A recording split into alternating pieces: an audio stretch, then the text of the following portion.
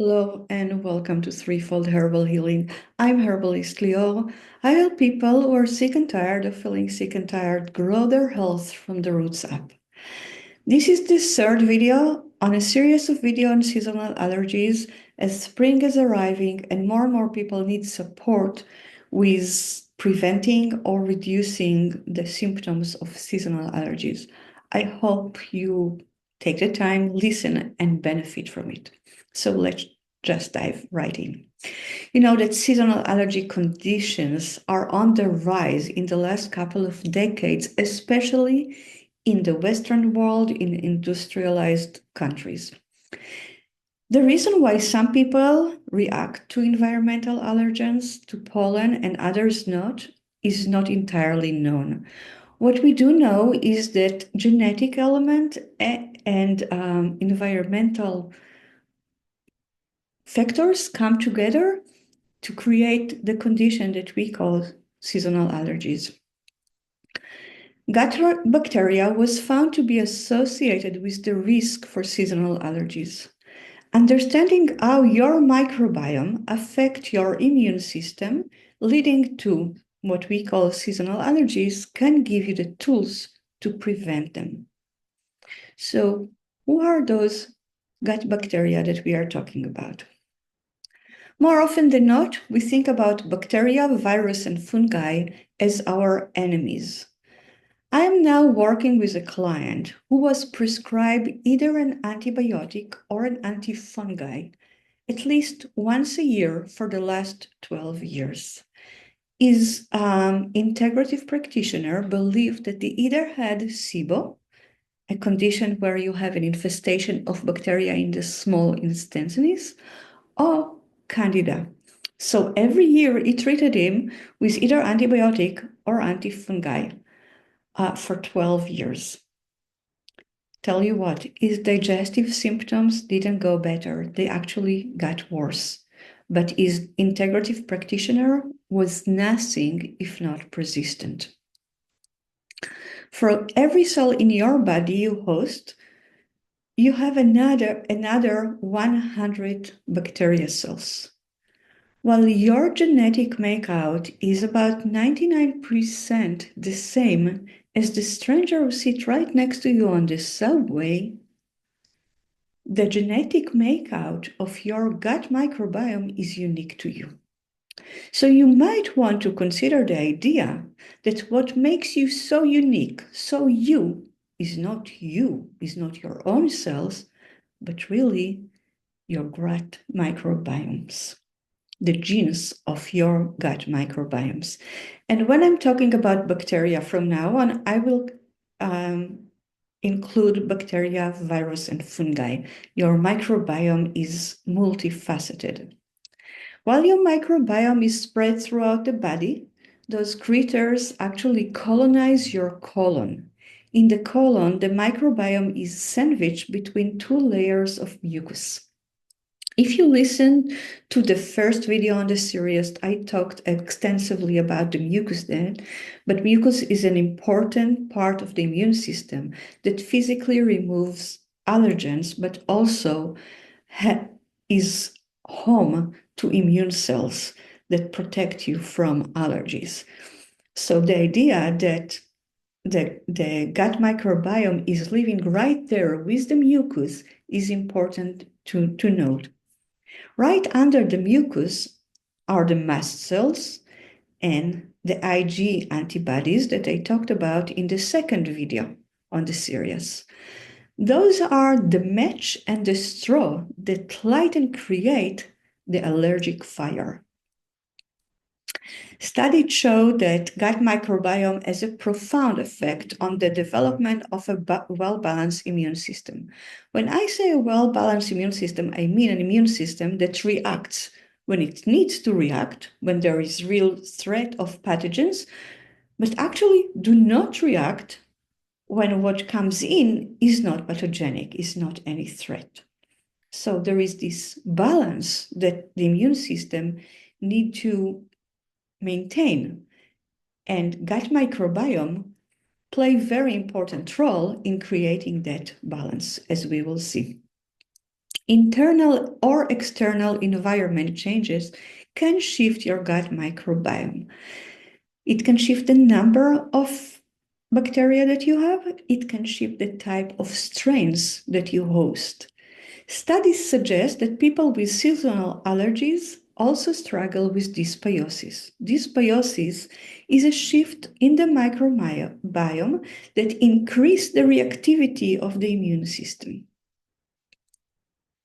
Some people traditionally called seasonal allergy a rich people's disease. And that's because historically, conditions such as hay fever and seasonal allergy were considered aristocratic condition.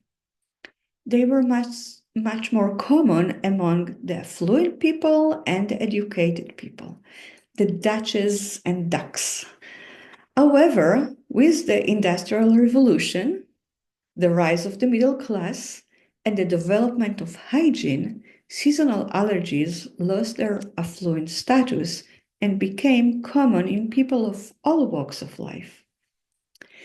This totally makes sense to me after I read the book The Epidemic of Absence by Moises Velasquez Manoff. I highly recommend the book, it's fascinating. In the book, Velasquez Manoff describes how until Industrial Revolution and the improvement in hygiene condition, people were exposed to bacteria and viruses and fungi from a very early age when they lived in closed quarters, and close to farm animals and with sewage and dump and garbage in the street.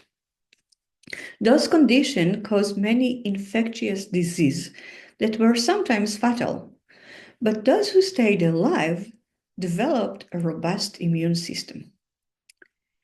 Historically, the aristocracy was not exposed to farm animals or gardening or to the sewage. Their lives were relatively sterile, as are our lives today. With the absence of bacteria's exposure, more chronic diseases and allergy developed in the aristocracy. In the book, you will find the story of David Pichard. David Pichard is a parasite immunology professor who in 1980 went to a trip to Karakar Island. Karakar Island is 10 miles from Papua New Guinea. And he went there to research the relationship between worms and their host. People in Karakar Island had huge worms, like snakes inside their body. And most of them filled with harmony with those snakes in their digestive tract. But he found out that people who had smaller worms or fewer eggs tend to develop IgE antibodies, the antibody that, when bound to mast cell, release the histamine that causes the allergic reaction. So what he actually found was that worms didn't act as pathogens, they actually acted as protective layer against allergy. As Dr. Pichard put it, allergy could be regarded as an evolutionary hangover from parasites. It is very, very interesting. So let's talk a little bit about the connection between the microbiome and allergies or immune system. There are a couple of ways that exposure to bacteria in early age can actually prevent seasonal allergy. One way is just by the exposure to bacteria trains your immune system to be more effective. And that means also not responding to false alarms. Another way is when exposure to bacteria increase the diversity and number of your gut microbiome, the ecology of critters that lives in your gut that actively modulate your immune system. Lower numbers of gut bacteria were found to be associated with seasonal allergies. Another way that exposure to bacteria and a healthy microbiome can protect you from seasonal allergy is through the way that microbiome digest fiber from your food and produce short-chain fatty acid. Short-chain fatty acids increase the integrity of your gut, preventing leaky gut and modulating the immune system.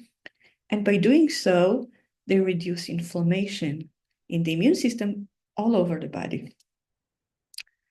On the other hand, some gut bacteria are pro-inflammatory. So if you have a shift in your gut bacteria, and now you have pro-inflammatory gut bacteria, those gut bacteria might initiate an allergic response stimulated by the production of IgE antibodies and histamine in your body. So now that you know all of that, what can you do? The basic thing is that we know that exposure to farm animals and to soil bacteria reduce your chances of developing seasonal allergy. So simply grow a garden, get a dog, a cat, a goat. Well, washing your hands with warm water and soap is crucial for avoiding infectious disease. Chronic use of hand sanitizer reduces the number and the diversity of your microbiome, increasing your risk of seasonal allergies. So yes to warm water and soap, no to hand sanitizers. Feed your microbiome. That's plain and simple. Well, you can't break down the fiber in your food. Your gut microbiome feasts on it. If you want a thriving colony of microbiome, you need to feed them. A diverse diet with multiple sources of fiber ensures diverse, thriving microbiome. When you use antibiotics, you basically wipe out not only your pathogenic bacteria, but also your microbiome. But sometimes life is life and you have to use antibiotic.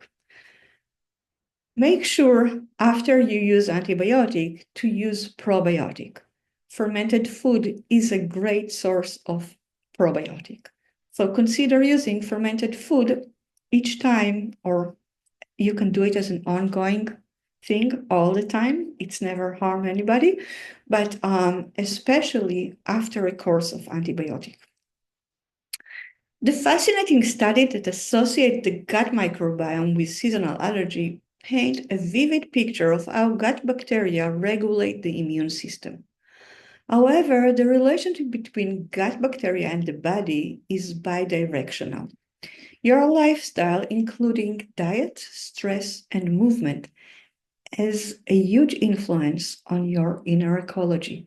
So it's not just what you eat, it's also your stress level and your movement that define the way your gut bacteria is thriving or not thriving in your body and how that influences your risk of seasonal allergies. So with that note, next week, I'm going to explore the connection between the nervous system, specifically stress, and seasonal allergies, and how that's happening. So stay tuned for that. I hope that was beneficial and you enjoyed it and you take some, point for thought, some food for thought, but also some steps that you might consider taking. Thank you for taking the time to listen to me. And let me know in the comment if you have questions or comments.